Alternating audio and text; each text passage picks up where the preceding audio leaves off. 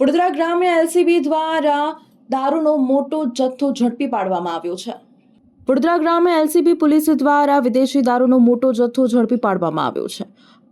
ચૂંટણી પછી પોલીસે આ કામગીરી શરૂ કરી છે। ચૂંટણીના માહોલમાં આચારસંહિતાના કારણે અન્ય રાજ્યમાંથી ગુજરાતમાં થલવાતો દારૂ પોલીસની ચૂંટણીની કામગીરીમાં સામેલ રહેવાના કારણે કેટલાક મોટા માથાના બુટલેગરોએ બિંદાસ દારૂ સપ્લાય કર્યું હતું। જ્યારે ચૂંટણીની કામગીરી પૂર્ણ થયા બાદ વડોદરા જિલ્લાના અલગ અલગ પોલીસ સ્ટેશનોના કર્મીઓ દ્વારા હાઈવે પર ચેકિંગ હાથ ધરવામાં આવ્યું છે, જેમાં હાલ મંજુસર પોલીસે એલસીબીની ટીમ સાથે મળીને એક કોન્સ્ટેબલની તપાસ કરતા તેમાંથી મોટી માત્રામાં જથ્થો મળી આવ્યો છે। પોલીસ દ્વારા એક કન્ટેનરની તપાસ કરવામાં આવી હતી, તેમાં અંદાજે 60,000 ક્વાર્ટર્સ દારૂનો જથ્થો મળી આવ્યો છે।